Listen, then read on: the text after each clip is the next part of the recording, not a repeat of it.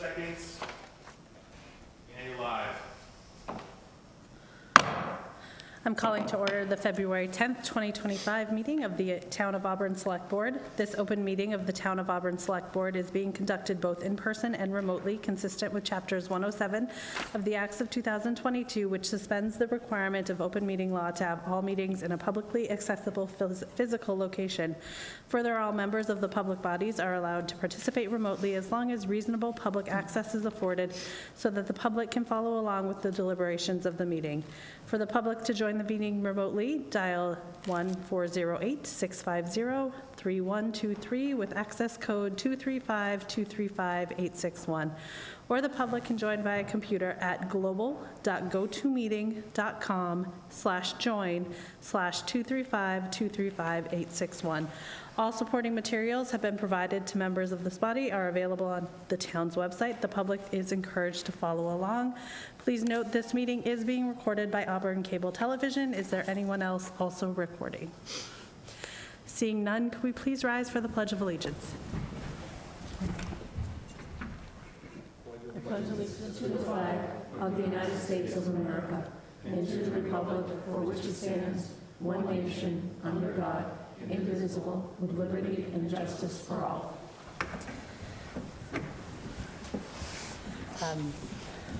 We have one individual signed up for public comment, Mr.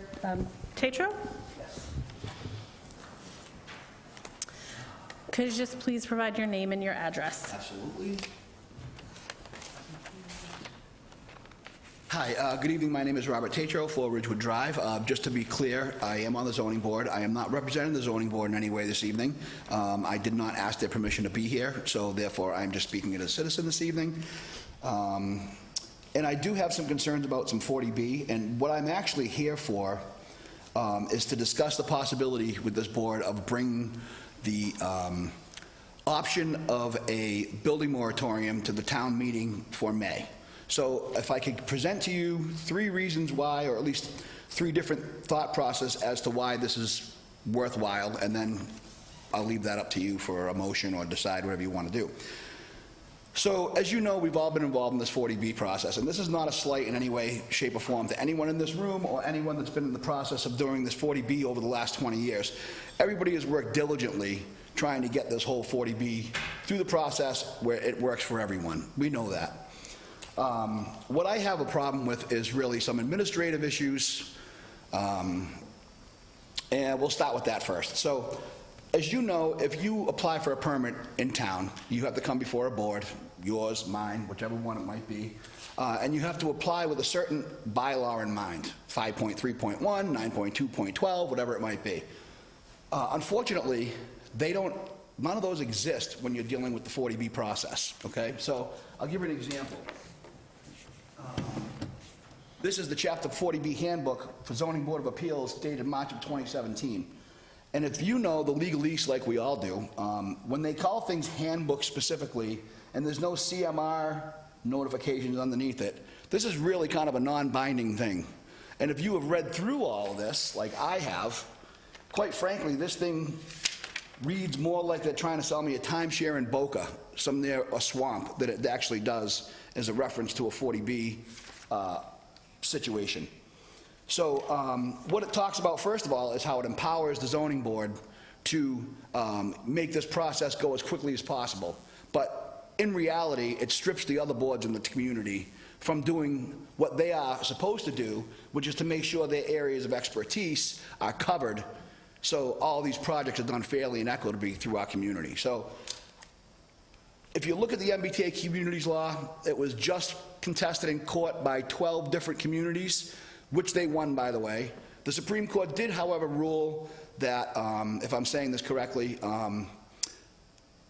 the law is, in fact, solid, and it is according to the Constitution, so it is constitutional, but they are required to go out and redo all the regulations, make them all in a CMR format, and then present them. So the MBTA communities law is technically on hold right now until they do that. Coincidentally, what's really interesting, since 1966 or 67 when this came out, it's 55, 57 years now, they somehow haven't had the time to write all this stuff down and put it in format. So maybe it's time for us to give them a break and let them have time to go ahead and write all this down. So it seems to me the Supreme Court would probably agree that since none of this is in actually CMR format, that's one reason that we should be able to at least have that. They, in fact, give us a list of waivers that's listed very specifically to each and every one of our department's requirements, 9.3, 2.5, whatever it might be, but they can't provide us with any of those answers in return to that equal standard. I've asked for several times if I could have some documentation that would support their positions, and they can't provide me with any of that. So I'll give you an example. One of the positions that I've been in the past was investigations, and also I worked in a biotechnology area where there would be a lot of FDA oversight. So it's not enough to just be able to say that I stand on this particular handbook. I have to be able to back it up with the logic and knowledge behind me. And asking for that logic and knowledge behind them, they can't provide it. So I'll give you an example. They are claiming that we need 222,000 new units between now and 2027, but the federal census that comes out says that we are actually in a birth rate decline in Massachusetts substantially, and we are also either number 1 or number 2 in educated middle-class families moving out of the state. So the numbers just don't add up. The math ain't mathin', okay? So those are reasons to question it on number 1. The other part would be, since I did ask for all of this background information to support where they believe that they should need all these things, they weren't able to provide it to me, so I went and researched it on my own. And what you have here is, for people that like to go online and research things, one of the key things that you have to do is you have to look for people that are willing to put their name and information on the research information, where it was funded from, and who ordered it. So this is called Exclusionary by Design, an investigation into zoning use as a tool of race, class, and family exclusion in Boston suburbs, 1920 till today. And it speaks by this woman, Amy Dane, Dane Research, commissioned in November of 2023, mind you, not the 2017 that handbook is talking about. And it was by the Racial Wealth Equity Resource Center from Boston Indicators and Boston Indicators itself. And it's very interesting is on page 24, 25, and 26, they have case studies of the towns of Newton, Concord, and Weston of how they were able to avoid having any 40B projects built in their community by selective zoning. So I'm not sure if you're all aware of this, and what's very interesting about 40B is if you live in a community that has enough higher tax rate that you don't require any additional state aid to make your budget, then you don't have to submit a housing plan. And if you don't have to submit a housing plan, you don't have to be subjected to 40B housing. So that's pretty interesting. So if you live in one of the top 10 communities in the state that pay enough real estate taxes that they don't require any state aid and therefore don't have to put a housing plan in, you're automatically exempt from 40B. So that's not equal enforcement under the law, in my mind. And again, I want to point out that I'm not an attorney. I don't play one on TV, don't claim to be one. But the beauty of the Constitution is, when it was written by the forefathers, it was intended to be interpreted by people of average intelligence like me. So what I'd like to point out is that nobody has also discussed, when you look at the 40B law itself, and you look at the related cases to it, nobody seems to refer back to, at least that I can tell, to our state constitution. And I want to point out a couple of things, like Article 6. No man nor corporation or association of men have any other title to obtain advantages or particular and exclusive privileges distinct from those of the community. That what arises from the consideration of services rendered to the public. What that means is you can't get any special deals when you come to towns. What we can deal with is what you can deal with. That right there illustrates a serious, to me, violation of what 40B does. Article 7, the government is instituted for the common good, for the protection, safety, prosperity, and happiness of the people, and not for the profit, honor, or private interest of any one man, family, class of men. And therefore, the people alone have an incontestable, unalienable, and indefeasible right to institute government and to reform, alter, or totally change the same. The person that is going around through Upton, Grafton, Millbury, and Auburn is one person, one family, one descendant, who is benefiting from a particular set of laws that make that person exclusively the ability to do exactly what Article 6 is not supposed to allow them to do. Article 7 says, for a matter of fact, that if they let them do Article 6, Article 7 is the remedy on the government level, and Article 9, 6, 7, 8, excuse me, in order to prevent those who are vested with authority from becoming oppressors, the people have a right at such periods and in such manner as that they shall establish by their frame of government to cause the public officers to return to private life. So in other words, if they're willing to violate 6, you can straighten them out with 7, or we can invoke 8. And that's how I read all this. And again, if I'm wrong, I would like an attorney to tell me I'm wrong. I don't want another armchair quarterback, because that's technically what I really am, and I recognize that. But as a citizen who is aware of what, at least a basic understanding of the legal process, I think we can all agree in this room, regardless how we feel about 40B, the process is wrong. It's just simple as that. So what I'm asking for is for the board's consideration to consider the information that I've given you this evening. I have a couple of copies that I'll leave here. And be willing to present this information to the town attorney so a brief can be prepared for the purpose of presenting the town meeting for a building moratorium in all of the areas, preventing additional building of multifamily units, but to allow buildings such as Route 20 or Route 12 or the highway business areas to be, continue to function.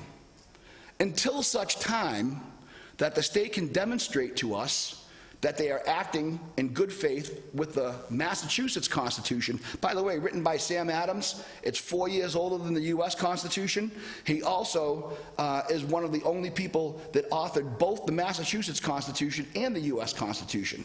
I think that was just pretty interesting in my research. I found that. So not only was a really good brewer, he was also a pretty smart guy.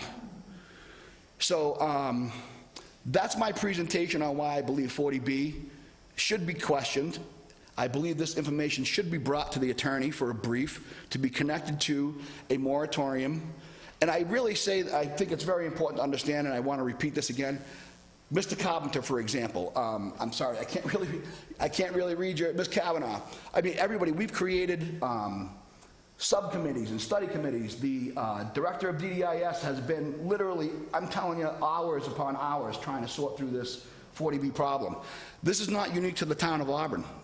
Upton, Grafton, Millbury, and I know you're not allowed to technically, but since I'm a civilian, I did, and I've called every town hall in that particular district, and none of them are happy with this process. And that, again, going back to the Constitution, it clearly states in Article 10 that they will occasionally get together. I think it's Article 10, I forget exactly which one, I apologize, don't quote me on that, but they will get together and rewrite laws vigorously as needed, and they don't do that either. So I think we have a lot of legal standards. What I'm asking you to forward this to the attorney, at least for a consideration. If that attorney comes back and says, I'm completely off the wall and it's not going to work, then I respect the opinion of the attorney. But at the very least, if we go through this process and the town meeting doesn't agree with it, or the Attorney General doesn't agree with it, we now have a consensus. We know where the board stands, we know where town meeting stands, and we know where we stand. And we can move forward as a community and stop these arguings and these bickerings that we have in between us, and we can have a better understanding of what we really need to have here. So that's what my request is this evening, and I apologize for taking a little bit longer, but I wanted to kind of squeeze it all in at once on you. So I will leave you with this. This is not an affront to you. I'm speaking directly to our local politicians specifically. But if they would spend a little more time thinking about Sam Adams, George Washington, and maybe Thomas Jefferson, and a little less time thinking about Colonel Sanders, Aunt Jemima, and the image of Uncle Ben in public, maybe we would have a little less issues that we're dealing with like we are now. So I appreciate your time and thank you for the consideration. And there's the paperwork. I'm going to leave that right there. Thank you so much. Can we have the council review? his documents.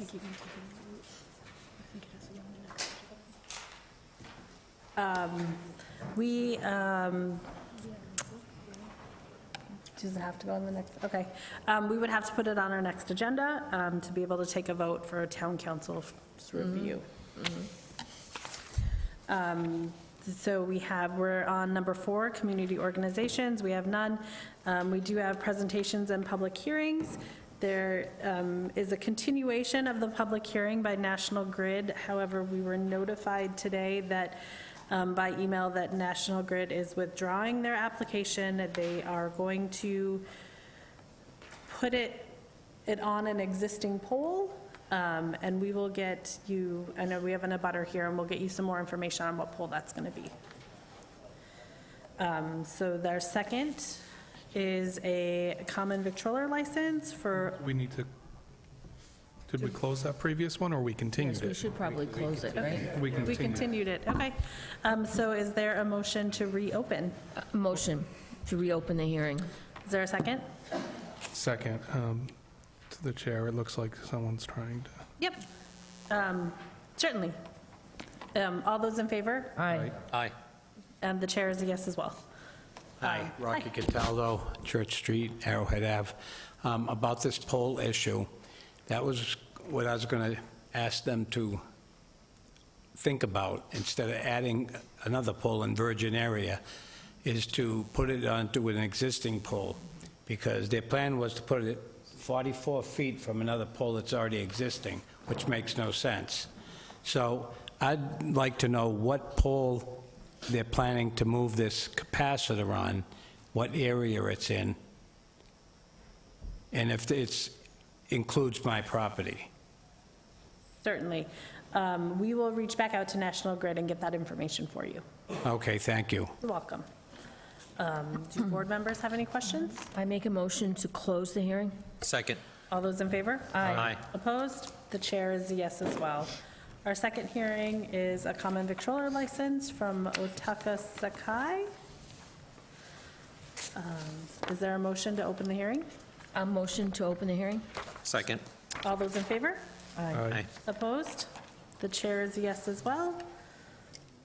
Is there someone here? I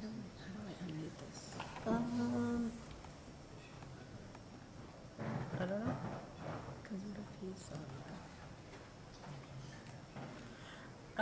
If you are on the call, if you've joined by the call, could you just unmute yourself? Or, I think you can unmute them, can't you?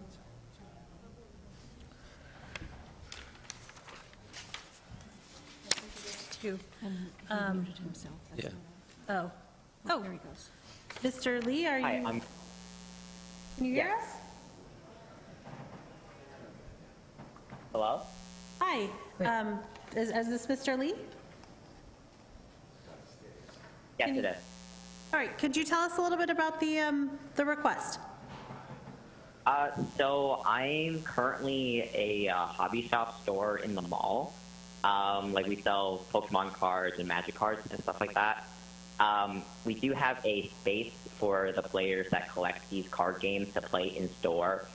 And we do play overnight in the mall. So the food court is normally closed at that time, and a lot of players do end up like staying in our store late. So our request is to open a small cafe space where we would just be serving like cup ramen noodles and coffees and teas for the players overnight.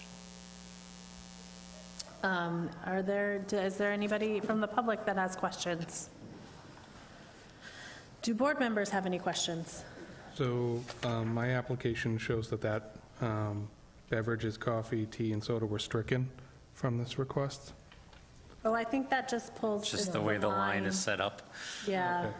Well, that's why I'm asking, just want to make sure. And then this is more of a question on that form. So the representative, we don't ask for a title, and I'm just wondering, is this person the owner who's representing them, or are they? Yes. Okay. Those were my questions, I apologize. Are there any other questions? Certainly. Just a quick question, Mr. Lee, you're saying overnight, but the application has hours of operation from 12 p.m. to 6 p.m. on Sunday, Monday through Thursday, 10 to 8, and Friday and Saturday, 10 to 9, so I'm somewhat confused. So our hours of operation like have to follow the mall. Like we have to keep our gate open. So after those hours, our gate isn't open to the public anymore. So I only put down like when our gate is open for the public. And the cafe, ideally, it would be open all day because we do host events as well, like during the day. So that's why like the hour operation is for like our whole store in general. So you're not having people spending after 9 p.m., 8 p.m., or 6 p.m. Am I understanding that correctly? We don't know. It depends on like how long the games last. Like they start before those closing times, but they could end up being here until like 10 or 11 at night.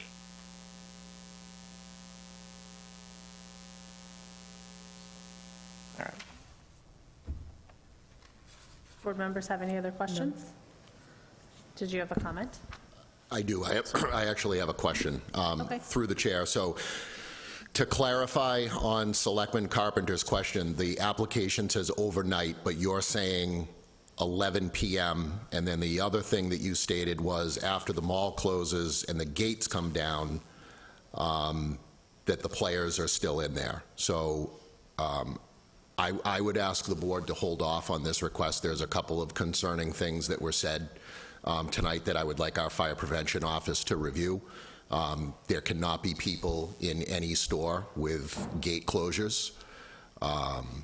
And I do have further questions about the operation, the hours of operation. What does overnight actually mean?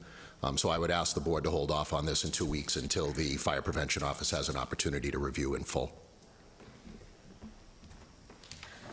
I'd make that in the form of a motion. Can I just add on to that? Can we also get clarification, because the representative did say overnight, however, the application does not list the overnight hours past 9 p.m. So if the intent is to have service till 11 p.m. or midnight or whatever their intent is, that should be spelled out on the application that we're approving. So I do apologize for the confusion. A lot of our events don't last that long. It is just like I'm telling you, like it could end up that long. We normally already let people out the door when we close. Like we try to finish up the games as fast as possible before the hours of operation closes. But sometimes we have stragglers or they're just finishing up their game. Like we can't just stop it until they finish the tournament. I would just say for the board's edification, if we issue a liquor license, there are restrictions as to whether a establishment can, when they can serve liquor to. I'm not going to give a blanket, hey, when the game is over. You know, this is I'm glad the chief was here because I'm concerned if there were a medical emergency or, God forbid, there be some other kind of public disturbance, how public safety would get into a locked building. So maybe they have secret ways of doing that, and I'm not asking for that on, public record, but, we do have to be concerned about businesses. I've never been comfortable with a 24-hour business in town. I know we have several in town, but, I don't think it's a good practice to be having businesses open in locked spaces. And again, if somebody were bringing in, say, a bring your own alcohol license for this establishment, we would have, concerns that just like if you were selling alcohol, you can't serve past a certain period of time. So we can't, just have people in spaces that are not accessible. So anyways, I'll renew my motion to continue this, and Mr. Lee can work it out with town staff, and we can come back at the next meeting, hopefully. So I'll make a motion, we continue this application to the next meeting on the Second. 24th. Second. All those in favor? Aye. Opposed? The chair is a yes as well, so we will continue your application at the next meeting or after we have recommendations from the Fire Prevention Office. Thank you. Thank you. We have a third public hearing for a common victrola license for Auto Brew Cafe. Is there a motion to open the hearing? So moved. Second. All those in favor? Aye. Opposed? The chair is a yes as well. I do believe she was also joining. Okay. Is there, oh, you're here. Okay, wonderful. Hi. Could you just step up, tell us your name and a little bit about the, My name is Deb Miller, and I'm looking to open a cafe inside of Lundgren Honda on 20. thank you. Is there any questions from the public? Public. From board members? So would your hours follow the hours of Lundgren Motors when they're They open? would be actually shorter than Lundgren and not open on Sunday. Okay. So they open at 7 o'clock. I'm planning on getting in there by 6:30 for the employees and closing at 2, Monday through Friday. Saturday, we're thinking 7 to 12:30. Okay, thank you. Do board members have questions? Just one more. So is this going to be restricted to people who might be coming in looking for a car, or are we talking about members of the public potentially coming in and taking up parking space? So we are right outside of service, so yes, we would be also servicing the people coming in to service their vehicles. And I believe there's 150 employees within Lundgren Honda. We're not actually promoting outside right now, but yes, everybody would be welcome. So I would ask the planner to make sure that we have adequate parking for this, because if we are having members of the public, Lundgren is available, has parking for their use. Now we're adding a second use, so they Right, may they're- be perfectly fine, but I would just like, some certainty on that. Just to clarify, I think what you're saying is that the outside public that you're talking about are people that are coming to get their cars serviced by Lundgren, not just buying.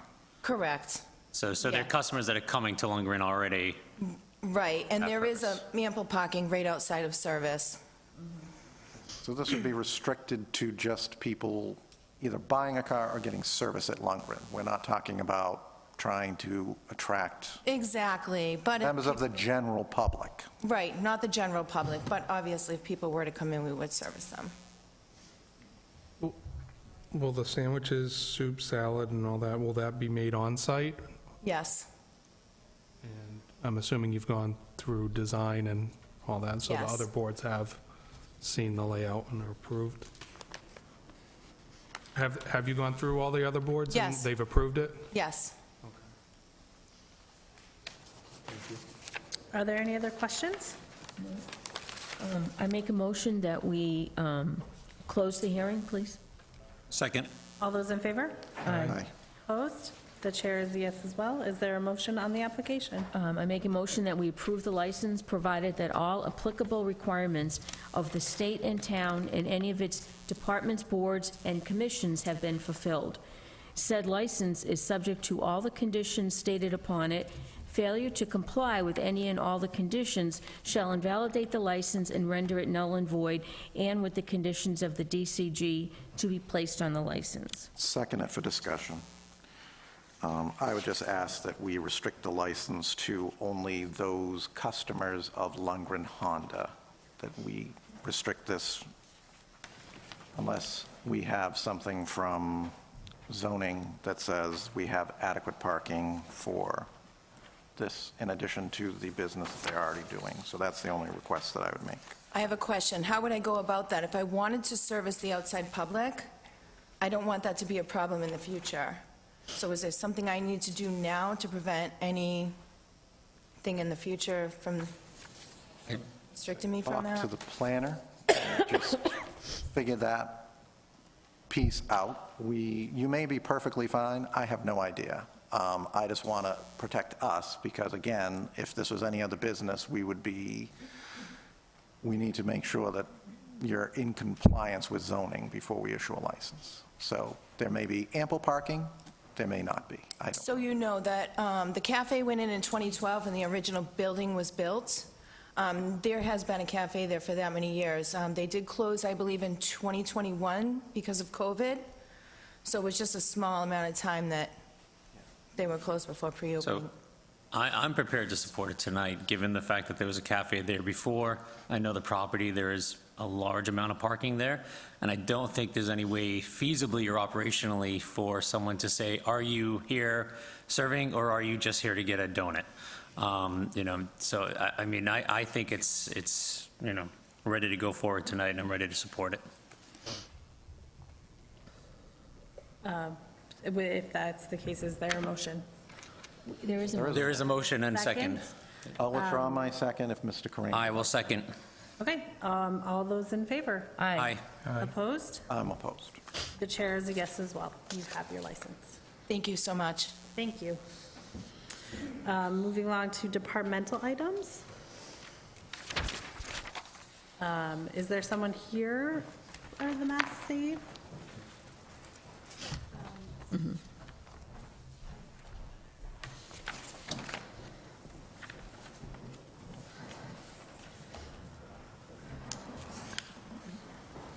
Good evening.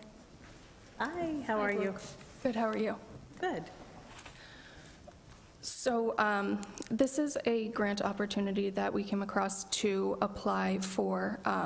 It's through Mass Save for funding for the salary and benefits for a full-time energy manager. I believe a letter of support that was part of the grant application was included in your packet that details some of the goals and the objectives that this full-time staff member would be working on. But it would allow for an expansion of the role with someone focused full-time on energy management and myself focused full-time on economic development. So Do board members have questions? I just have a couple questions. So the grant will cover the salary for 3 years, is that correct? Through the chair, yes, that's correct. The salary and the benefits for 3 years. That's the question I had, so go ahead. If I can add on to that. So is this going to be termed or tied to this, or are we going to hire the position and then after 3 years, there's no more funding for it and it's coming from the taxpayers directly? Well, that's yet to be seen, but we would hope we would be able to keep this person on to ensure the sustainability for the town. There's quite a bit of work for the person to do. Right now, it's being done on a part-time basis, which takes away from our economic development, so it's a great opportunity to get a head start with 3 years of funding. Through the chair. Also, we would hope that with increased focus on our energy management, that would result in savings to town utilities and them applying for rebates in different programs and other energy grants, and so that would reflect some savings. And if I may, the goal is to hire someone who's not currently on staff, or? That is correct. Are there any other questions? Yes. I have one. Okay. Ann, go ahead. So we're applying for this. How likely is that we'll get the grant? I can't say for sure. Mass Save is funding up to 16 full-time energy managers or their part-time equivalents. I am not sure how many other municipalities have applied, but it was open to municipalities only. Okay, and if we get this grant and fill this position, does that make us eligible for even more grants because we've ticked off the box? You know, we're really addressing energy? I believe through the efforts of a full-time energy manager that it would. So when we created the energy program, we had money to pay for a part-time energy manager. So my question is, what are we doing with that money that's built into that program? Because that's really an important part of, and should have been kind of, we should have been given that information as part of this discussion. It's the first time I've heard of that it was funded, like there was money specifically for the energy manager, which is Brooke part-time. The goal is to increase a priority of the board, which is economic development, and we were hoping to get her back full-time to be doing economic development. We found this as a great opportunity to do so. I can look into when it was approved and how it was approved for funding, and I'll get back to you. Yeah, because I think if we're funding this, then we should, I think it was like 1 cent or something. I forget what Julie told me at the time, but it was not transparent when the program was created. It was not even transparent to this board member when we voted for it, but it became apparent after we voted to input it. So if it's something that we can do to continue to save money from the program, that's fine. I'm not opposed to the grant. I will say that I will only support it for 3 years. I'm not necessarily, I think we need to look at regionalization for this position potentially, see what other opportunities are out there. But for right now, what's before me is, this sounds like an excellent opportunity to do something more for the schools and for, the town. So I'm definitely in favor of that, but with that caveat, which, I may not even be here in 3 years, so it doesn't really matter, but I'm just letting you know at the outset. So that goes to another question. So currently, the position is part-time, and the economic development job, is that funded full-time, and the energy is part-time? Like, I'm just trying to figure out how the salary is currently divvied up, and like, are we not allocating any money for the energy manager? I think when I came to town, the energy manager was on the planning department, and that was part-time back then. So I just want to, I think Mr. Carpenter said, I love the idea of looking at this and spending the money. I just don't want to commit to anything beyond that. And the reason is I think we need to look at all administrative positions and make sure we're getting the value. I think you'll see this one. I think it's an easy win, and we should definitely be targeting the energy savings. But at the same time, I feel like there's half a salary that's going somewhere that we don't currently know where that's going. So in the budget, there's a person that's doing economic development / energy management. So it's one line item with $1 amount. So that is the line item and dollar amount that I was going to use for the economic development coordinator, 100%, that person. So there's no money that's not going somewhere that we don't know. That was my plan. Just finding out tonight that there was money put aside specifically for energy, I'll look into that, and I'll get back to the board on that. But right now, that was my objective, was to use the funds that was earmarked for her at 100% to do economic development. Through the chair.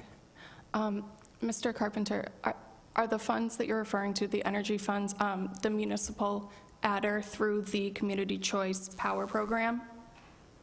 It was so long ago, I don't remember. But Okay. I remember after we voted it, Julie specifically said to me that there was 1%, 1 cent or some way of funding this energy position or offsetting the cost. So whether that offsets the full cost, I have absolutely no idea. But obviously, the energy program shouldn't be subsidizing something that isn't directly related to the energy program. And if we now have a full-time employee that's paid for with other money, if we can save energy participants 1 cent or whatever it turns out to be, I'd rather see that go back for the next 3 years to the people who've signed up so that they can save additional money, because I think we have saved substantial money by having an aggregation program. So, Good evening. So for Brooke's position, the salary is paid through a tax levy portion, and also muni aggregation. So the adder that Brooke is talking about is part of that. So there is an offset similar to what you're talking about, Mr. Carpenter. So the muni ag is something that's constantly replenished with that adder coming in, and I think that this grant opportunity is a good chance for Brooke to focus solely on economic development if we were to be so lucky to get somebody that can just focus on the energy management. And as she identified, we have several, we're a green community, so we're constantly looking for projects to lower the energy cost for the buildings, the town buildings, and so that savings is going to help deflect some of the benefits and salary that would come in 3 years. But I think you're going to notice if we are able to get somebody to be able to focus just on energy and just on economic development, I think it's a win-win for the town. I don't have a problem doing it. I just don't think that the energy program should be paying for an economic development officer when that wasn't why the fee was established. So that's my concern. If we can save the resident and the businesses that are signed up for this aggregation, we were using it as a means to administer the program. Now we may have, through good fortune, somebody doing it full-time. That fee shouldn't be collected or subsidizing another non-energy function, is my point. So absolutely in favor of trying to see if we can get it for 3 years. I think that's great. I think it's great if we can find money so that Brooke, can work on economic development full-time. I'm sure there's more than enough to be done there. I just don't think the energy program should be subsidizing that position. Right, but I guess for her currently, she is Right, until doing that. the grant is issued, she's obviously entitled to that. I'm talking if we get it, which is a big if by the sounds of it, but let's throw our hat into the ring. Thank you. Madam Chair, if I might, so this is exactly what I hope we're going to start doing and thinking out of the box. So both the energy manager position and the economic development needs full-time attention on both ends. And I'm glad to see this forward. My concern is, that if we are fortunate enough to get this, it is a competitive grant, that we start thinking now what happens in 3 years. Because, I think that having an energy manager who's going to be focusing on, not just, implementing the plans, but also looking for other grant opportunities and looking for other ways to bring the costs of our energy in the public buildings and the public realm down is important. At the same time, obviously, economic development, looking at implementing some of the great plans that we've done in our planning department to actually bring in new businesses and new model types, in their tax revenue that comes with it, which then lowers down the residential tax and other business taxes, but also spurs economic development and new jobs, is important. And really, it doesn't get enough focus with a part-time person. As great as Brooke is, it's more than a part-time job in each realm. I'm pretty sure that the money that comes in from the muni aggregate is going to so many different programs within the town, not just funding Brooks, 50% of Brooks' salaries and benefits, that I'm sure there is money that can be moved around to ensure that there is a way to make sure that we can fund a full-time economic development person. I'm not too worried about that. But I do just want to make sure that if we do get this grant, that we are thinking now and not kicking the can down the road for 3 years and then saying, uh-oh, what do we do? Now we have to fund this person. I think I've mentioned in the past as well with the HVAC upgrades and any energy savings that we are getting, that should we agree to move forward and get this, we should be tracking that, and I'd like to see a report on the cost savings that it's doing, because that could potentially in 3 years show us that it's beneficial to have this position continue. But I guess we'll cross that bridge when we get to it, but I think that goes a long way to tell the story. I'm all for the energy efficiency. I know we've got a lot of old buildings and things we are in the process of upgrading, so we should be looking at that and actually checking off the cost reduction in that and knowing what offsets we're achieving. And, again, it's as simple as tracking all the grants that we're getting, this position's yielding, as well as reduction in savings. And I don't know what the systems actually look like, and I don't know, another question I wanted to ask is, where does this position reside, and how are they managed? Because I know they'll be doing a lot of work in the schools. I know we have facilities departments. I know we have engineering, so has that been discussed? That is yet to be decided. There's been a lot of discussion around it, though, because it'll be a person that goes to multiple buildings. Correct. But we do have a couple ideas. We'll definitely figure that out. Board members have any other questions? My only other thought is if we can repurpose that money for the ag fund to help seniors or veterans with some things, then I'm all in favor of looking at what we can do with that money, should we be fortunate to get this grant. So, but if we're told no, then I think that needs to go back to the users for the period of time that this individual is in the position. Thank you for your comments. Is there a motion? I'll make a motion that we vote to apply for, accept, and expend grant funds from Mass Save Municipal Energy Manager Grant for hiring a full-time energy manager, with thanks to Brooke and our former manager, Mr. Kazanovich, for coming up with this. Second. All those in favor? Aye. Aye. Aye. Opposed? The chair is yes as well. Thank you so much. Thank you. Next, we have a report from the CFO on the gift account balances.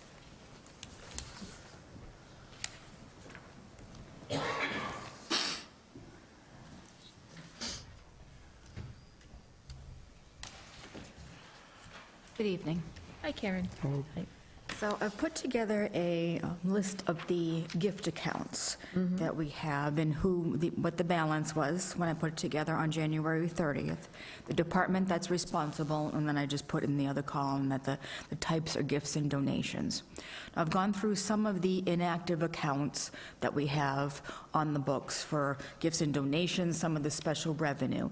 And some of those have been closed, but if I wasn't really sure if it was still something that the department was interested in using, so we still have some on here. Some of these are active, some of these are a little bit older, and I'd gladly answer any questions about it, but I think what I also would like to do is to take this list, get it out to the departments, and make sure that everything on here is our active accounts, that there are that they should stay open, and that they have intentions of using them within a period of time, if we don't replenish the account with other gifts. So I'd be happy to go through anything on here. There's some I'm familiar with, some that I might not be as familiar with, but we can look into. Yeah, I was going to say, thank you. That's a good idea. It's good practice to close some of these that are not being used if it's just sitting there.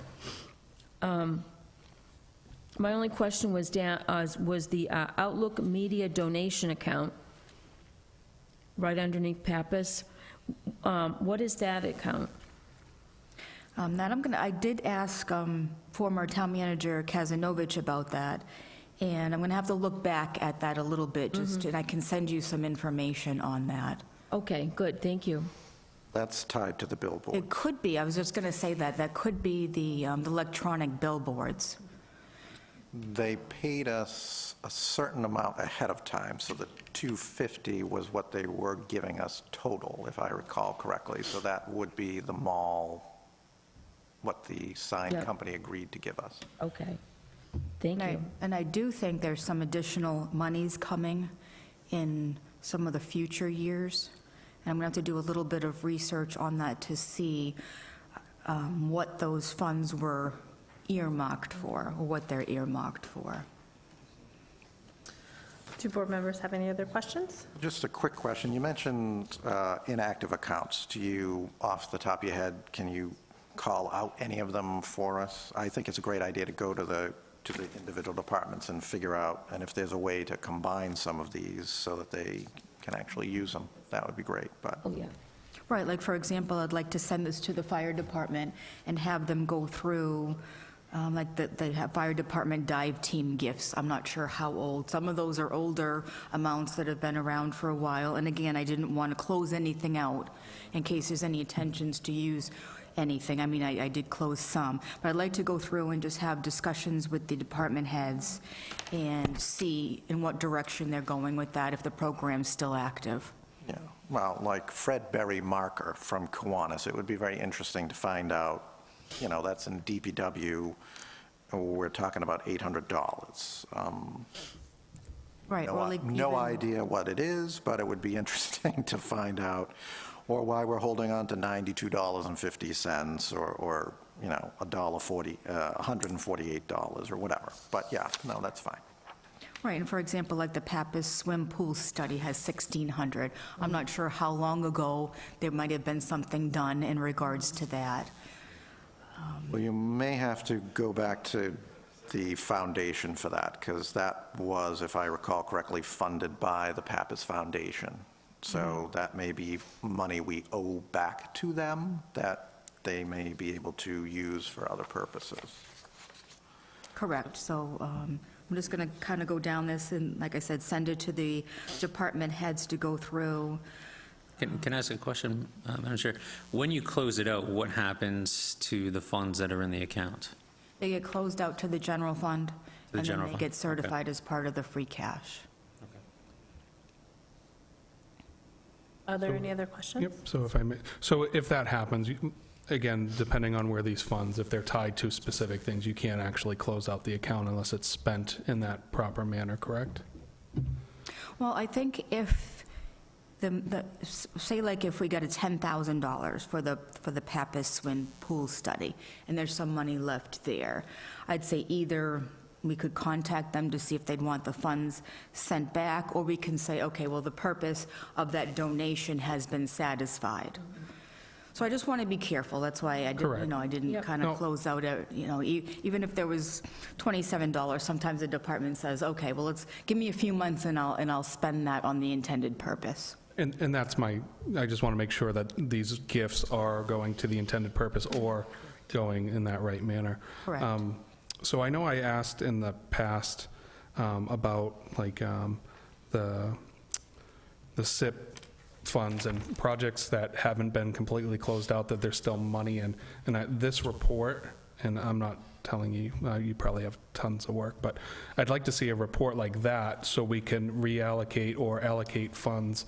I think a couple of years ago, the school department was looking for windows from a project, like, so that it was funded, they were reallocating money. But I'd like to see a report like that for those things so we can get in touch with the department heads and appropriate things and make sure that we're addressing things that have already been funded rather than coming back and asking for additional projects or new project funds if they tie properly. So Steve, you're talking about the articles, right, from town meetings? Correct. Yeah. I think usually department heads are really pretty good at knowing that there might be some money left, and they're pretty good at repurposing it, but I understand what you're saying. Yeah, no, so a quick report like this, and again, we might see that there's $7 for something, we might see that there's $50,000, I don't know, I'm just saying, there's projects, and again, when we reallocate, and it's eye-opening to me that a project was approved 8 years ago, there's still money there, and obviously every project has their own life cycle, but just being aware of that and utilizing the funds appropriately is something I'd like to see instead of sitting here doing, I'm assuming nothing. These aren't interest-bearing accounts, correct, or are they? They are not. Correct, so. And I agree, and that's what I've started doing in this past fiscal year, and I'll keep working on it to get it down to what we just need to keep open in the projects, or like you said, if we can reallocate. That's why we come back to town meeting and ask to repurpose some of the funds. No, I appreciate that, and again, I'm not directing you to do that. I don't know what the board's intention is, but I know I've asked in the past, and this report is something that just sparks my mind, that like this is very easy to read, see where it is, and have those discussions so we can allocate appropriately. So thank you. Thank you. Do board members have any additional questions? No, I would just make that in the form of a request through the town manager. We can certainly direct the town manager to give us reports. So, No, if the rest of the board's in agreement. I'm just saying, in general, as a general request to the manager, so that if there is sensitivity around the board making what I think of as a simple ask, then let's vote on it. But to me, we have certainly had reports given to us and things followed up with a member just asking for it. So I don't necessarily, I'm happy to do it either way. Can we add that to the next agenda, because we don't have a vote listed? No, and that's absolutely fine, Madam Chair. I'm just saying, we don't necessarily have to vote at all. If the manager is okay with this as a general discussion and seeing that it's carried out, we're fine. Could that be something that you would take care of? Absolutely. Thank you so much. Thank you, Karen. Thank you. Thank you. Thank you. Madam Chair, can I make a motion that we move up Town Manager item 9A, please? Is there a second? Second. All those in favor? Aye. Aye. Opposed?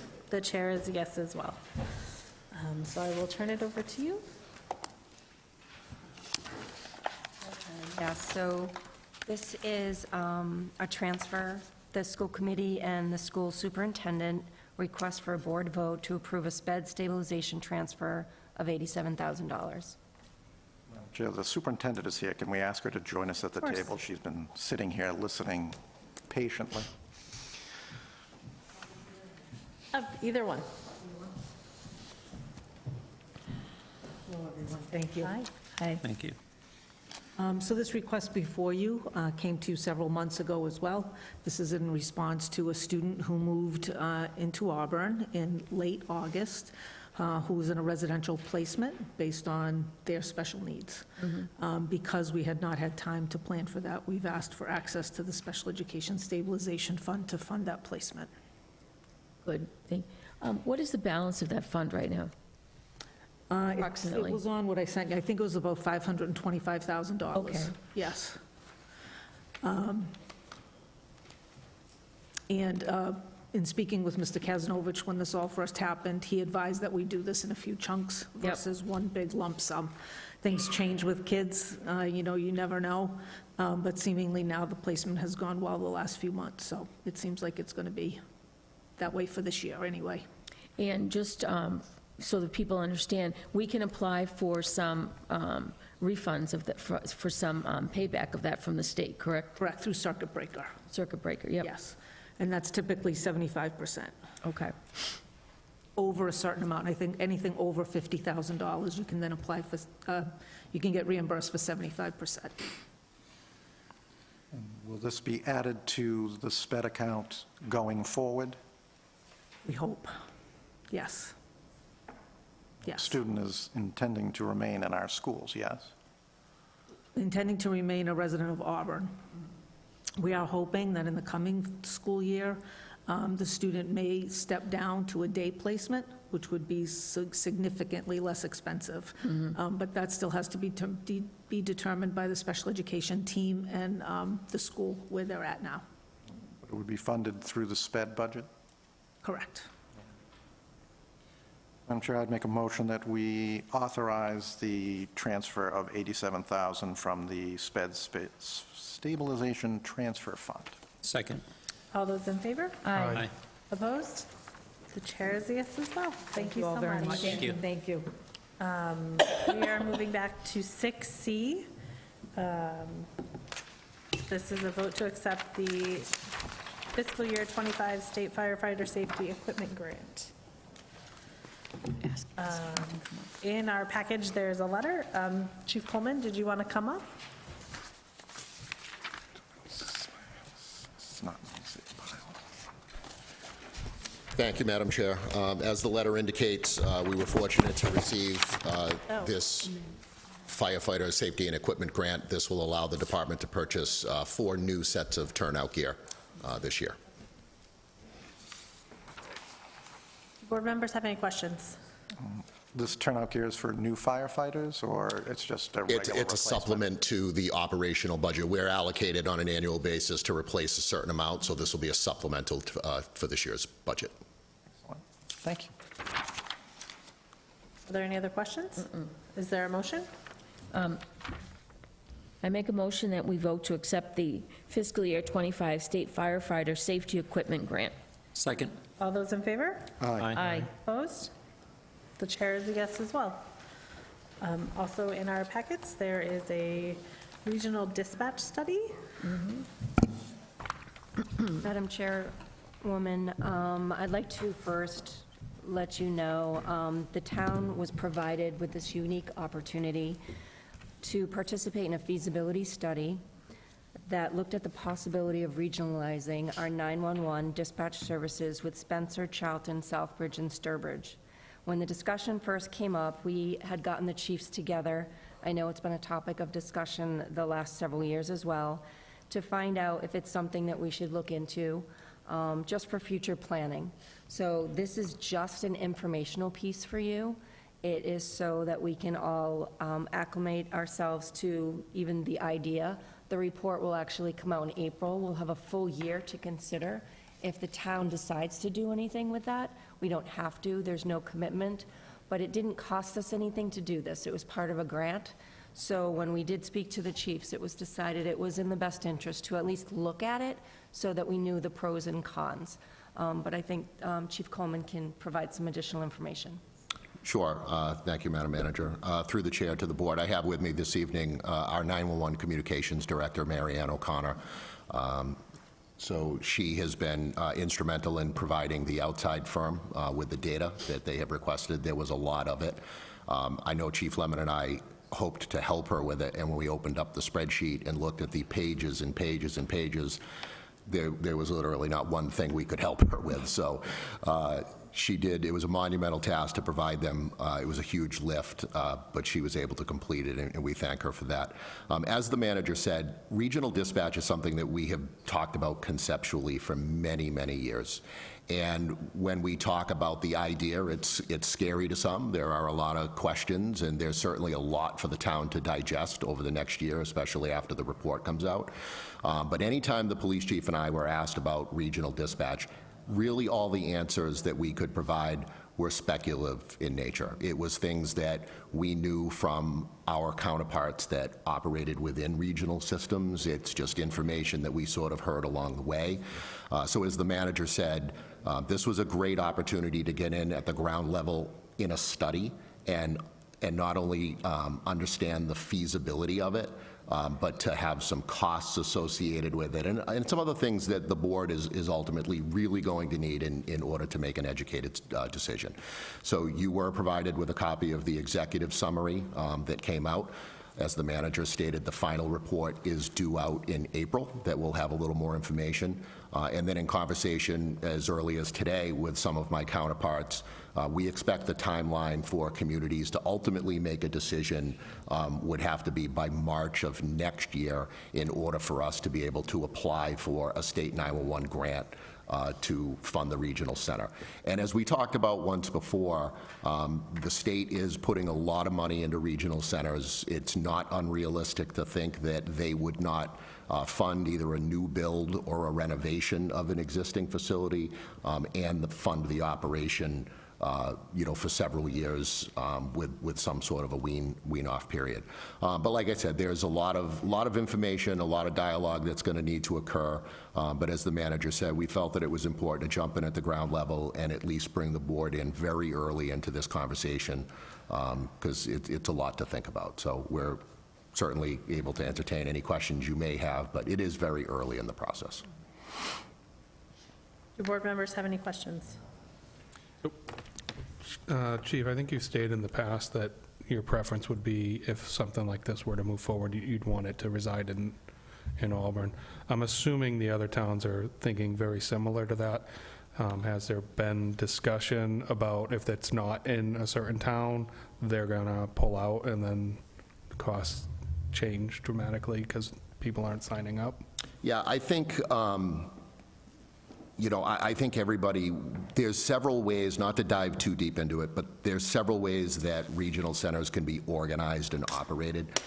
And I think, sort of our thinking was, in order to sort of maintain some level of control to make sure that we're getting the product that we want, our thinking was we would want to host it. But the level, the way that, and it's kind of reported in the executive summary, there's a couple different models. I think all of the towns are on the same page, and I'm very comfortable with this group, the town administrators and managers, right down to the police chiefs and fire chiefs. It's very rare that you can get 5 communities in a room and we're all kind of thinking the same thing. And I think we're all on the same page here, is that the way that this is going to be a success is if there's not one community that's the ultimate authority, right? Everybody at the table, from the executive level with you down to the operational folks, everybody has to have a voice and a say in how this is going to be successful. So I think Chief Lemon and I think when we say that, we're saying that because we want to move into this with extreme caution to make sure that the system that we're moving into is a right fit, and we're going to have operational success with it. I think with the model that is most likely going to be discussed in this particular one, whether this center sits in the town of Auburn or not, we're comfortable that we will have an equal voice with all of the partners across the board. And that's not how all regional centers are created, right? Not all regional centers are created equal. And there are some where there is sort of that hierarchy authority where the police chief, in this particular community, because that's where it sits, they set the rules for everybody else, and we were not interested in being part of that system. But providing it is established and it's set up correctly from the ground up, I think Chief Lemon, he was not able to make it tonight. He extends his regret for that, but if he was sitting here, he would tell you the same thing, that with the model in which we're looking to establish this with a board, we are comfortable that we would have an equal say. Thank you. If I might ask, so this, we're talking about this for fire and police in each of the communities, correct? That's correct. Okay. And would it be possible there would be a board of directors running this center with members of chiefs from the 5 towns involved? Yeah, so there's usually 2 different models. There's a model where it's just an operational board, where it's Yep. the police chiefs and fire chiefs.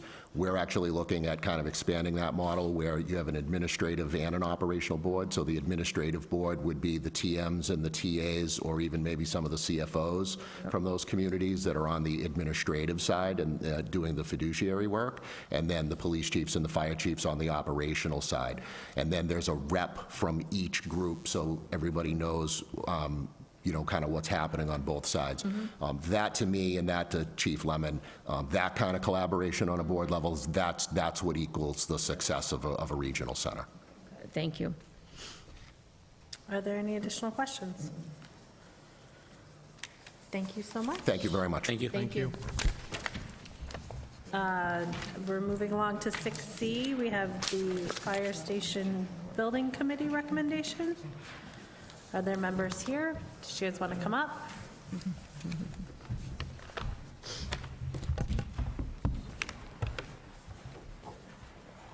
Good evening. Mark Imsey, the chair of the Fire Station Building Committee. Greg Bowling is the vice chair. We actually wanted to give you a little presentation of what's been going on for the last 6 months that we've been. We have forgot to give you the handouts beforehand, but Great. presentation. So last July, the members were nominated in, and we first started meeting in August, and have been working the last 6 months on refining the building on Prospect Street location for where Chuck's used to be. And we're charged with coming up with a fire station headquarters, fire rescue headquarters, and then getting it to the town meeting in May, and hopefully getting it passed, and then on to the voters and for vote on that. So tonight we're just trying to give you an update on where we stand, what the building looks like. I know a couple of people were at our design charrette 3 weeks ago, and we're still waiting for some of our feedback from our architect and stuff on that. So So we've got, so to start with, we started with the space planning on the site. We'll get into it, but I think we're trying to get to the, having the, we've toured all the fire stations. We toured fire stations locally that have just been built, Northbridge, Millbury, a couple of those, and to get ideas and stuff. And so it was obviously that we needed to get the fire department administration all in one spot, not, you know, split between Drury Square and West Street. So that was part of the stuff, plus enough space, and also giving a better breakdown from contaminated sides from where the apparatus are and when you're coming back from fires to getting back to living quarters and stuff. So it's so, and then as the guidelines were going, we're, you know, looking at a 50-year building, 75-year hopefully, utilizing a lot of materials that are longevity type stuff, not, you know, not high maintenance or anything else, and then keeping the footprint on the site so that there was adequate use possibly down the road for something else, and not just spread out and take up the whole, you know, site for ourselves.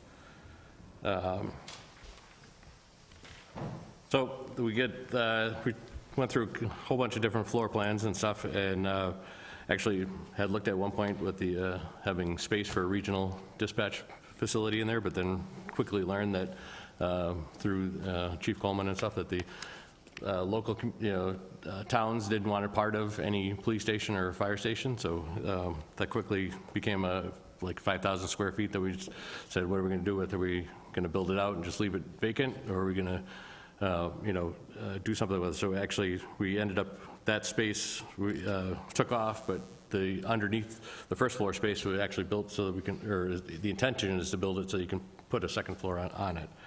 So then if we get, so the site plan, right on the corner of Prospect and Washington Street, it's actually an L-shaped building where the apparatus comes out onto Prospect, and the building, main headquarters and stuff all faces onto Route 20. I know this is a tough slide to see with the stuff, but the diagram on the left is the ground floor plan showing the apparatus bays. We have 4 full drive-through bays, and then there's a big area with maintenance shops, and there'll actually be a mezzanine above that for storage and stuff. And then the 5th bay is the maintenance bay, where they'll be able to pull in trucks and work on them and maintain them and stuff without having to obstruct any of the actual apparatus bays. It's intentioned that this is a clear span bay building, so there's no columns in it. And then as you work your way down on the page, you're coming into the gear rooms and stuff where there's going to be decontamination, so if they come back from a fire, they take off all their turnout gear, can wash it, dry it, as well as take showers and stuff, and then before they move back into the living spaces. So on the first floor, to the furthest to the left there, is a big training room, which also is going to double as a EOC for the town. Right behind it is a fitness center.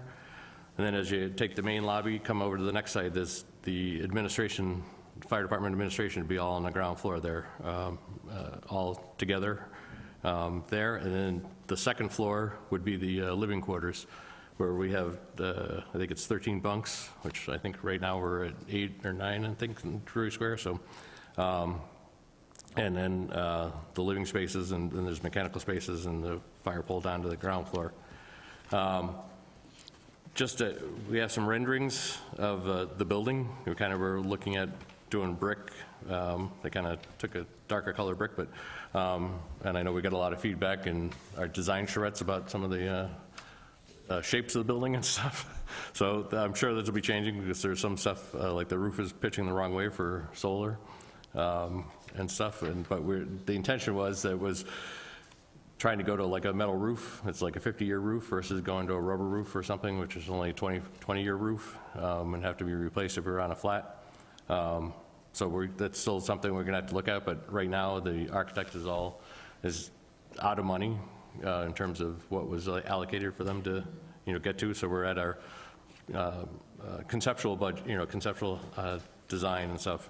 We did bring on Left Field, who is our owner project manager, with some of the funds that were voted from the last, that were left over from the purchase and the demolition and stuff, and were voted to be used to help. And they've already been starting to meet with the committees and with the department themselves, where we're actually shaving off some more square footage of the building and working on the efficiencies.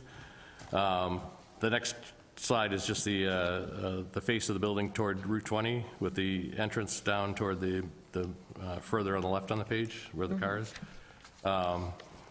And then the next one is looking from the farther end, and that would be the training center, EOC area, and that's the spot that would be built, so they could support a second floor onto it. And then the next slide is just coming from the backside. And I guess I skipped over too fast on the site plan one, but we did leave a significant amount of space for, for flow and stuff, from going back to the idea that obviously there's more that can be put on this lot that we purchased. And we're trying to maximize, the use for any possible future one, make it, usable for the fire department, but then have space for future stuff. So with that, Left Field and Tecton, our architect, has worked on budgets. Joe Sullivan is here from Left Field, and he's going to just quickly run through the budget. Good evening. It's been a couple of weeks since I've been in front of you, and at that time I did tell you that it would be short-sighted of me until I had a full, clear understanding of the square footage, meeting the program needs for the fire department and looking for the next 50-year building that we were doing. As I moved forward, I created a budget that was around 39 line items, of which I identified all of the soft costs associated with the project, and the soft costs include architectural services, OPM, any of the FF&E testing agencies that we're going to need throughout the process, and any other specialized equipment and services that we're going to do through the process. So I identified what the average cost based on the proximity of the location and the size of the building. So I really honed that in based on my past experience in other locations. As I indicated a few weeks ago, that square footage cost, and I try to tailor it to what other buildings are currently costing throughout the Commonwealth. And over the last several months, and from I wish this was 2017, because we'd be having a different conversation, but it isn't. And what I have noticed over the last 3 to 6 months is costs have actually leveled out, which is phenomenal. I've actually seen a little tail down.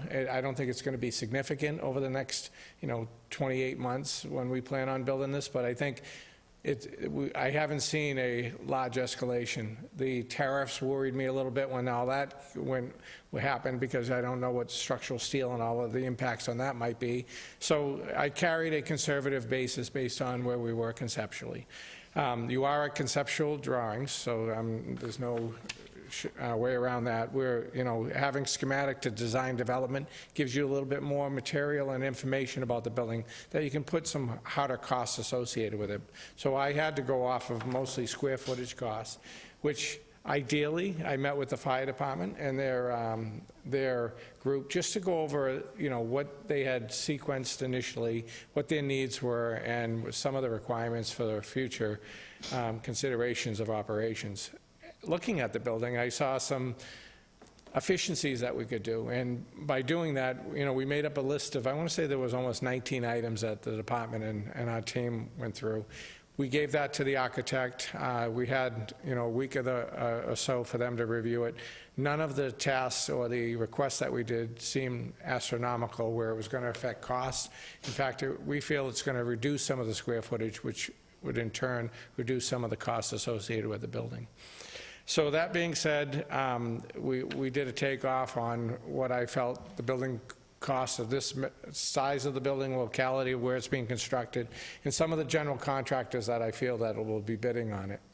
Our current costs right now overall are tailing right around $800 a square foot. That being said, we feel that the construction cost for the building would be around $24 million, almost $25 million, $24,800,000 at today's estimated cost. The overall soft costs associated with that, give or take about $5.1 million, which would encompass a total budget of about $30 million. I'm carrying a 1.2 contingency with that right now because as we move forward, we have geotest borings and test pits going to be happening on the site just to find out more of the unknown factors of ledge or rock that may be in locations that I just want to make sure that we're covering ourselves. The biggest cost of any building is getting out of the ground and knowing the incidental gradation of soil and soil conditions, whether it's ledge or rock or boulders, is going to help us identify and put costs allocated to those line items. So that being said, I feel confident right now, based on previous projects that have come in recently and what the market is tracking right now, to stand up here and say, I'm comfortable with that number right now. As the committee members had indicated, having a design move forward into that next level would give me a little bit more surety of, I'm speculating and making assumptions on mechanical equipment that they're going to be proposing on, and I'm putting dollar values associated with that right now. As that hones in, I'll have a better understanding of exactly the overall mechanical systems and finishes that they'll be moving forward with. But I have a good understanding of where we're at right now. I'm sure you got some questions, so. Board members have questions? Yeah, I just have questions probably for town management. What's the current balance of our stabilization fund, considering that the funding scheme contemplates a $5 million off the top funded through that? Bring up the Chief Financial Officer. And at the same time, it also mentions free cash. What's our free cash standing? So currently, the stabilization has just over $5 million, $5,005,247. The free cash that has not been appropriated is $18.3 million.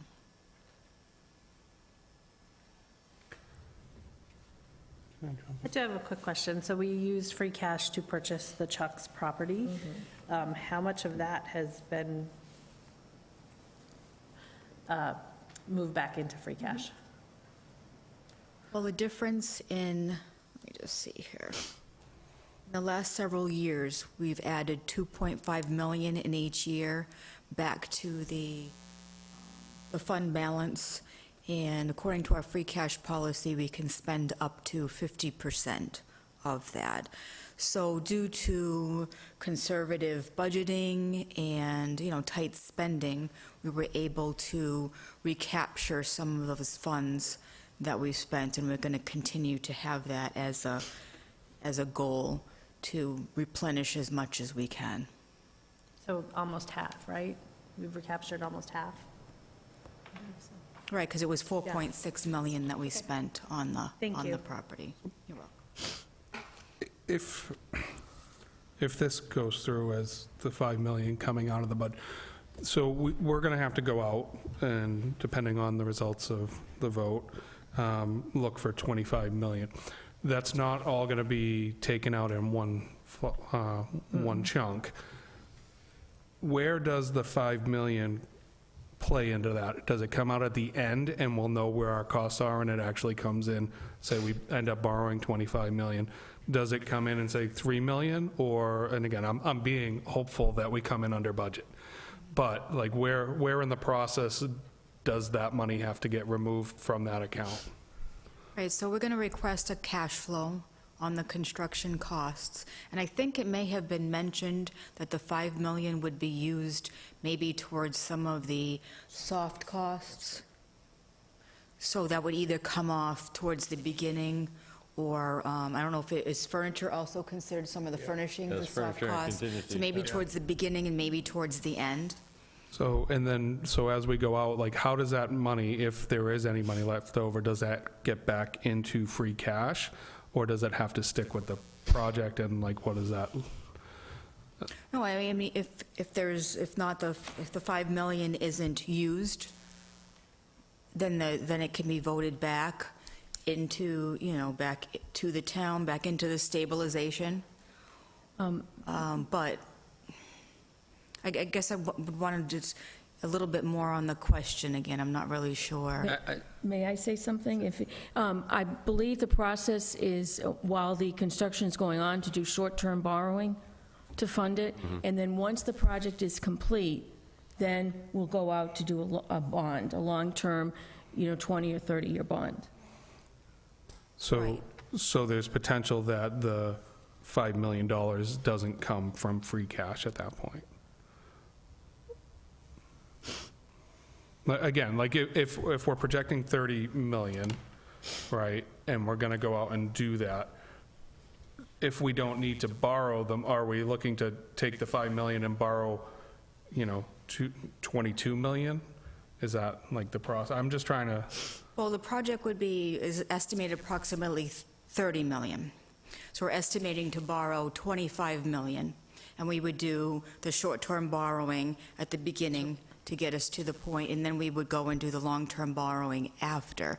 But by only borrowing the 25 million, we're saving close to 1.8 million in interest costs as well. So to put the question a different way, if we're contemplating initially we're going to spend 5 million and borrow 25 million, if the project comes in cheaper and we only wind up borrowing, if the project comes in at 28, let's say, are we going to borrow 25 and only spend 3 of the free cash, or are we going to spend the 5 free cash and only borrow the 23?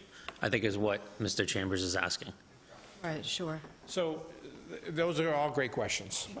So first of all, I've done this successfully on a number of different towns. I've used either stabilization or free cash to try to offset some of the construction costs.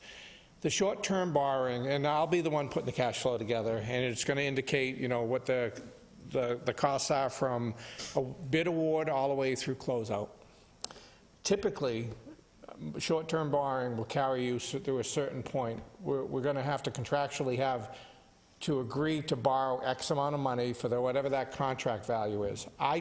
So if the bids come in favorable and we're able to build this for $27 million and there's a $3 million savings, that money alone comes right out of the top and it gets allocated out of the budget so that you may not have to utilize all of that $5 million. And that's the question they were asking. Correct. The timing of when you would be putting that back or wouldn't be right away, because you would want to get through a majority of the construction and, to her point, have whatever that value is for the long-term borrowing process of it. And then at the end of it, and typically projects take about 4 months to close out, but typically we allow the count to stay open because once the operations happen, they get into a new building, there's certain procedures that they just look at. We carry a slight contingency, but a majority of the money would be able to be returned back to the town, and how they allocate it back will be amongst the town manager and the select board at that point. And that's why I'm asking, because again, if we use the 5 million from free cash, there's substantial savings in the interest rate. And that's where I'm saying is if that money was allocated and we borrowed less, it could actually be favorable when we go out. It would be a significant savings, correct? Significant, okay. And that's kind of where I want to get is, it's not like we're taking $5 million and it's doing nothing. It's actually buying down the rate or saving us till we get to the final long-term borrowing. The overall payback, correct. And again, I'm hopeful. I don't know, no one's predicting the future, but I see this and, again, personally, 5 million's a lot of money, but for a project that is in dire need, it seems like an easy solution to me. So hopefully the voters feel that way. And ultimately, it's up to the town how they choose how much they want to borrow versus spend out of the free cash. What we're proposing is that town meeting authorize $5 million of wherever, free cash or stabilization, whatever, the finance committee, select board decides, is the right way to go about it. And then you have a borrowing authorization for the public of up to 25. And then as you get to the point where you need to actually borrow it, that's a decision that the town could make. You're in a great, so just to, personally, and I've been doing this for 35 plus years, Not a lot of towns are in your position, I can tell you that categorically. Recently, I've just been involved with a town that put some of the stabilization of free cash towards their project, and they were able to, it's a town hall, but they were able to reduce it, very similar to what you're doing. And that's what the purpose of that money is all about. It's about making sure your infrastructure and your capital are improved and maintained as you move forward. By doing so, the support they got from the town was night and day from going out and borrowing the total amount at that point. They put in a lot of money and invest a lot of money into the town's infrastructure, and they just want to make sure the money's being spent appropriately. And, you know, doing the infrastructure the way you're doing it, it's the most fiscal responsible thing you can do. And I commend the town for the position they're in. Our financial policy is to spend no more than half. That's not on a project, that's per fiscal year, correct? No more than half of the newly certified amount. Correct, Yeah. which I think she was saying is 18, so, Yeah. but, No, the newly certified amount, that's what we have in total. The newly certified amount is less than that. Yeah. The other thing is, we can vote as a board to override Right, 50% exactly. total. If it makes sense to do that economically, the board, I believe it's in combination with the Finance Committee, can Well, dedicate more of that, however, but we're not talking about that. we took money from free cash to pay for the land. So certainly, that's something we can do to pay for part of the fire station. So my question to town staff is, when do we have to make the decision on whether we're taking it out of free cash or the stabilization fund? Well, I think it's part of the cell, getting to town meeting and stuff, as to how we're approaching the project and stuff. You know, we've got to, so, you know, as we're trying to, you know, roll this out and present it to everybody in the, you know, town, you know, to the public, and get their feedback on it, we'll, you know, it's a method to do, you know, it's an idea. Nothing's set in stone, because, you know, we need the town meeting vote, and we need then the public vote after that. And then from there, we've had 10 months of design bid before we can go out to, you know, construction and stuff, you know, if it all goes in the right way. So, I mean, we're going to be back here, you know, refining numbers and, you know, honing in on it. So, I mean, it's more of a game plan of, you know, what's in hand right at the moment is maybe a good way to go. You know, Yeah, I mean, to push the project forward. I agree with the strategy. My question is, do we have to vote tonight? Do we have to vote next meeting? Like, when do you need us to vote by to move this forward? I mean, Finance Committee has to vote as well. I assume we're voting first, Finance Committee would be voting second. It's going to be on the warrant. So our. Well, eventually be on the warrant, yeah. but they need us to know one way or the other. From the committee, the recommendation is this is the financial plan, so whatever the process would be to get a warrant, or the warrant articles drafted appropriately for town meeting, so work backwards from that. But I think, as Mark had alluded to, the earlier that we can socialize this, the better. You know, we've tried to be as transparent as possible in this process, and hopefully a lot of people are watching right now. So, you know, the sooner we can say, hey, this is the direction we're going, the better. Obviously, you know, our position is just a recommendation to the select board to, you know, to put a plan together with the Finance Committee, so that we can, you know, sort of have marching orders of like, this is the, you know, this is the plan. And are we looking for a vote on one or the other, or just a blanket vote? It could be coming out of A or B, Through the or do we chair. have to specify A or B? No, through the chair, it could be one or the other. Like, I would just say either or. One of the other things that's pretty important is when this was first being discussed, the previous town manager was here as well, and we spoke to Unibank. We spoke to our financial advisors. It is key to make sure that none of these types of transactions affect our bond rating. That just counterproductive. Our interest rates would go high. So we did get information from them that it would not negatively affect our bond rating. Through the chair, so you asked the banks for 5 million. You didn't say what's our limit before it affects the bond rating, or how was that ask made? We asked for the 5 million. If we went to take 5 million from our stabilization or free cash, would that have a negative impact on our bond rating? The answer was no. Thank you. Through the chair, if I could, please. Certainly. I just want to mention, too, about we would have to come up with specific dollars, though, that are going to come out of how much free cash, how much stabilization.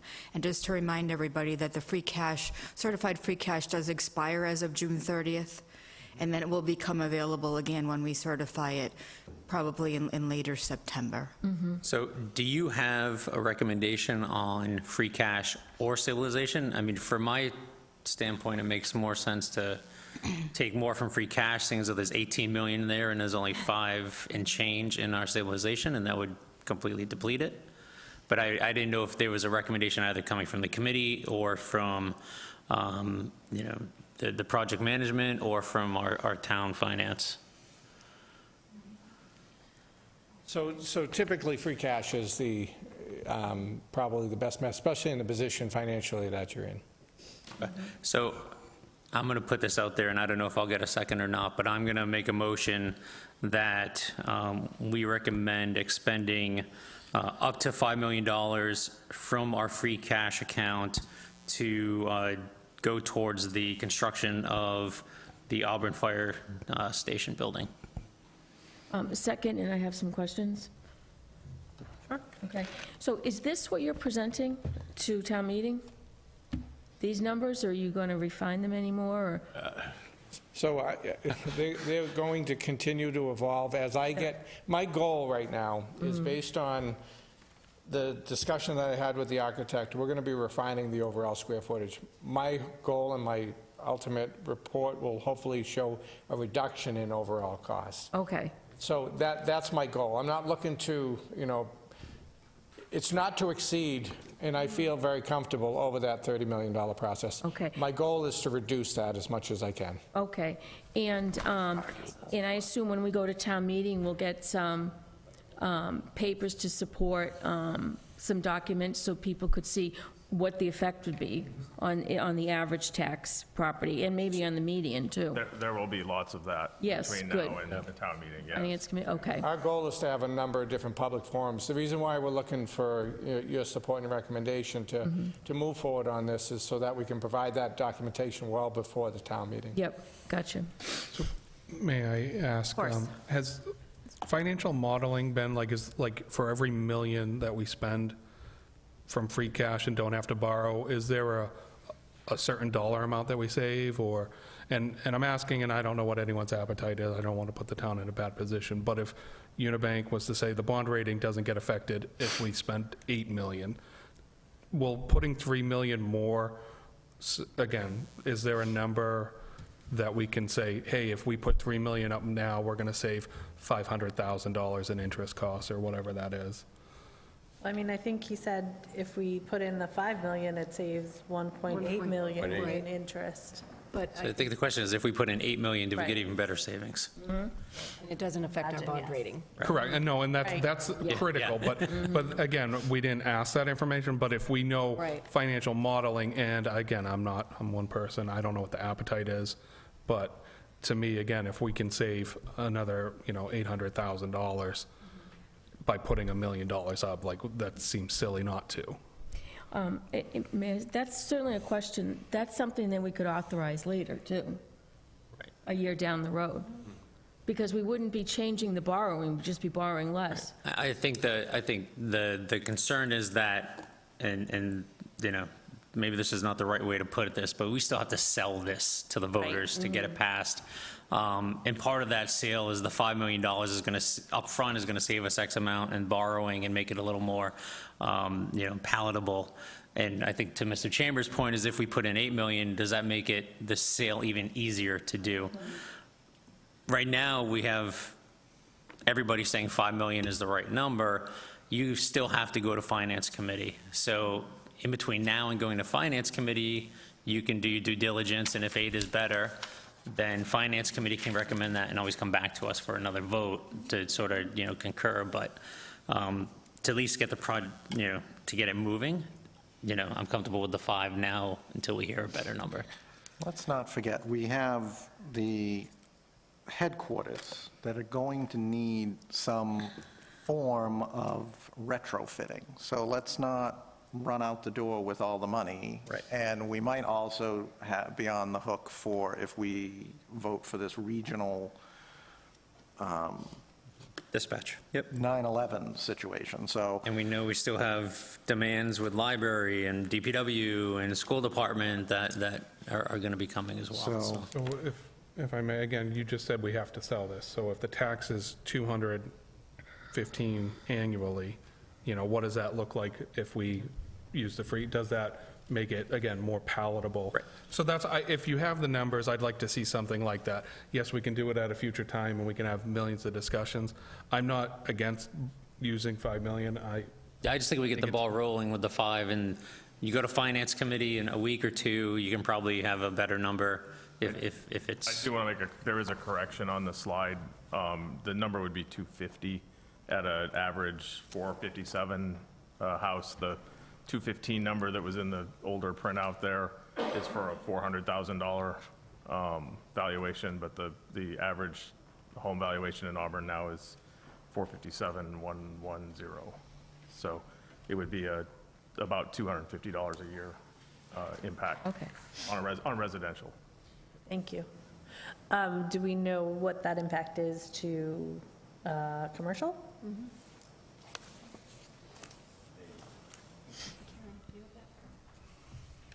Through the chair, we do have that. The CFO can let you know that. I just want to circle back to this previous conversation. So originally, we had Unibank run a number on the impact from borrowing 30 million, 29, 28, down to 25. We wanted to be conservative with the ask from free cash or stabilization, so that's sort of where we landed on 5 million. But as was discussed, yes, the more money that would be put towards to reduce the borrowing is a direct lowering of the tax impact. So we can, Karen and I can work together in reaching out to Unibank, and we can kind of continue that exploration of borrowing from, now 24 to 20. And at least to provide the board with that information, so you kind of have that information and you can make a decision based on that. yeah, and I think it would be helpful if you have that in time for the finance committee discussion. I'm not sure when you're meeting with them, but. Yeah, we can have that within the next couple of days. Perfect, thank you.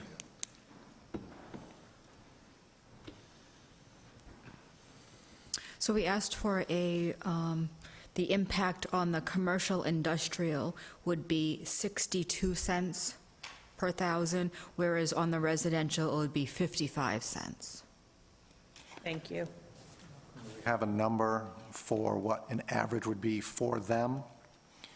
I do not have an average on a commercial industrial.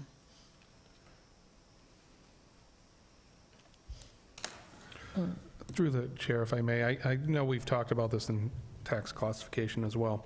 Can we do it on the median home value? That way we know it affects half of them at that much and half below, rather than an average?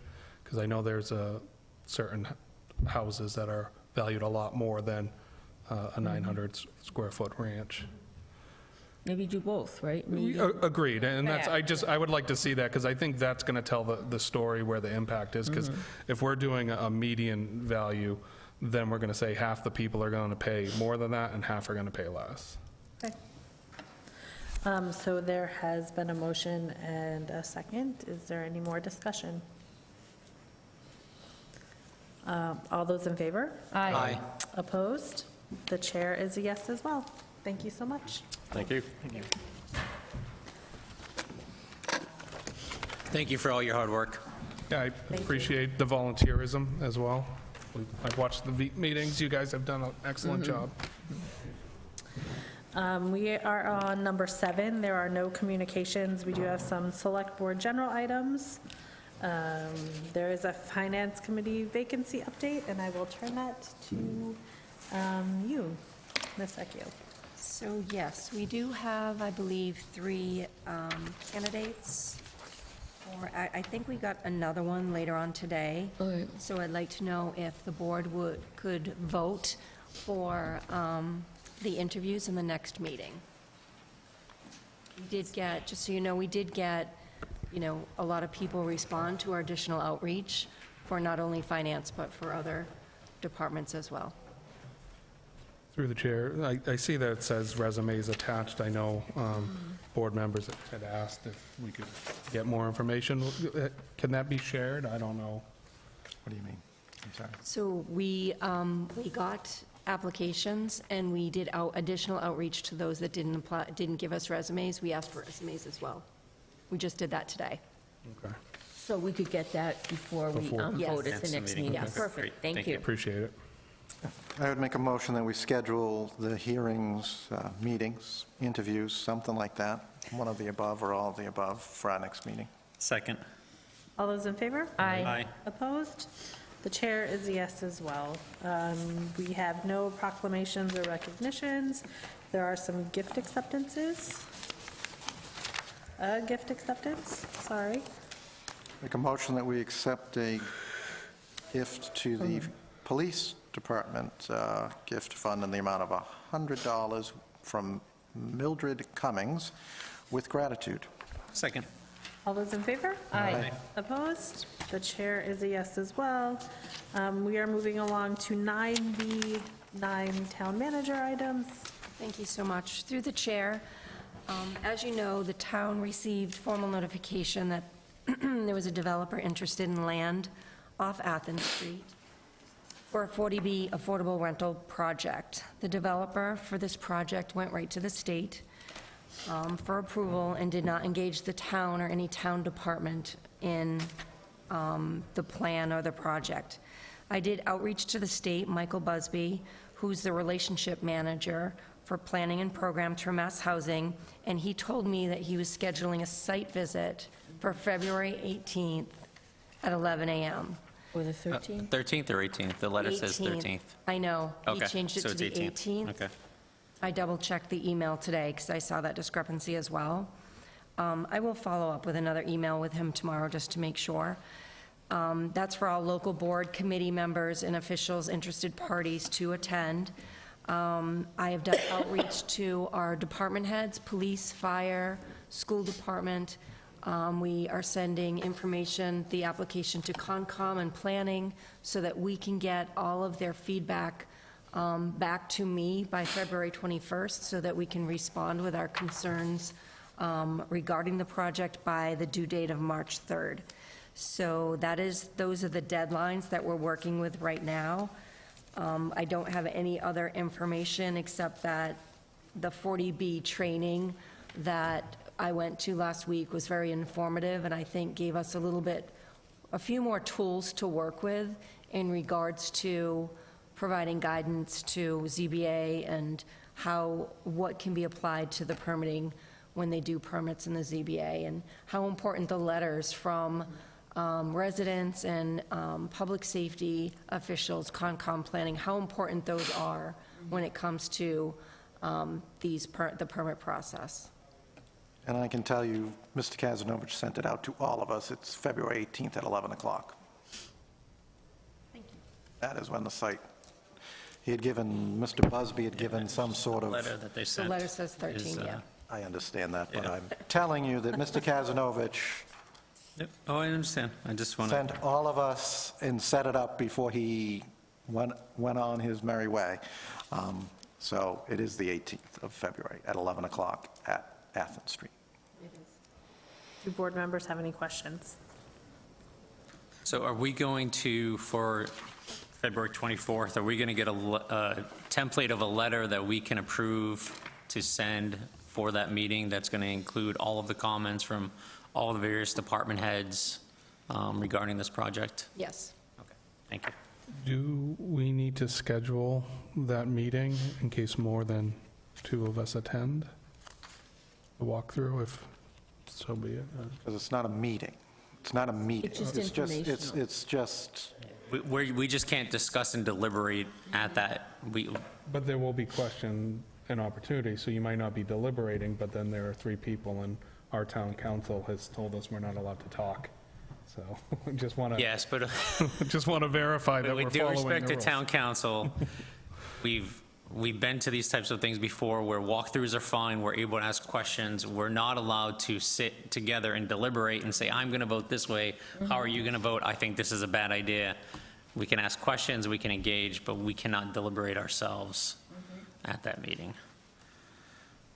Just want to make sure we're protected. Yeah, Should no. it's- questions it's be an asked? Excellent question. Are there any other questions? Please. Hello again. So for the last site visit, we did actually post for various agendas, so just so it would be on the public forum that the site visit was being held. So we did that. It's not, again, like you don't have to do minutes, it's nothing like that, but it does give the public an understanding that a site visit is being done.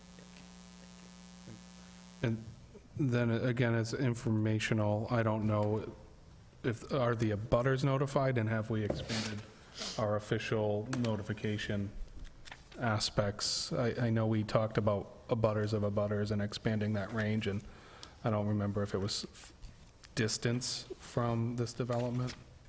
So through the chair, it is not our meeting. It's a mass housing meeting, and it's a site visit for them. I think it's important for us to post that this site visit is happening. I'm not sure, I did inquire about abutters, but it's not our meeting, so I'm not sure the best way to do that. So mass housing, do they have any notification standard that we know that they notify the abutters? No, I don't believe they do. Okay, so can I ask, and I know that this is going to be a lift for town staff, but I think the more people informed, the more people that attend that meeting and show concern and voice concern to mass housing, the better. To give them, information and feedback. Is it possible that we can do our regular notification, whatever we do for ZBA, I think it's 300 feet from the address or whatever it is, sort of a radius. That way we at least notify those abutters directly that this meeting is going to take place. So walk across the street and tell mass housing what you think. To further that, I know we went a little bit wider for the Wallace Ave. Can we use whatever parameters we used for Wallace Ave to notify abutters? Thank you. Through the chair, is this, to our interim town administrator, is this document public? Yes, it is. Okay, thank you.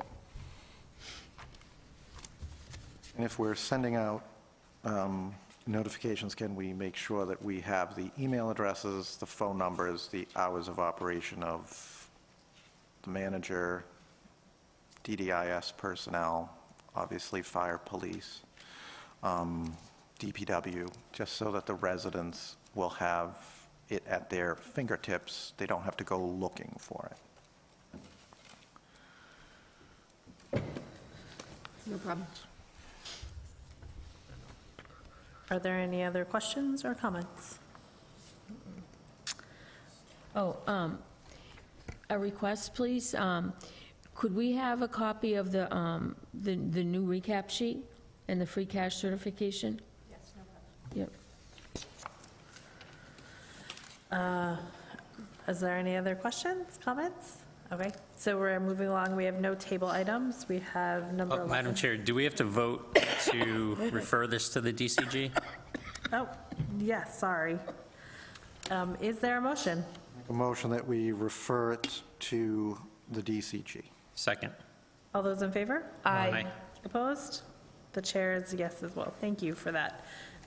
We have number 10, no table items. Number 11, no member items. Is there anyone else signed up for public comment? Seeing none. We do have meeting minutes in our packets. Are there any corrections?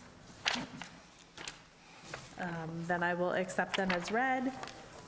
We just need a motion to adjourn. So moved. Seconded. All those in favor? Aye. Opposed? The chair is yes as well. We are adjourned.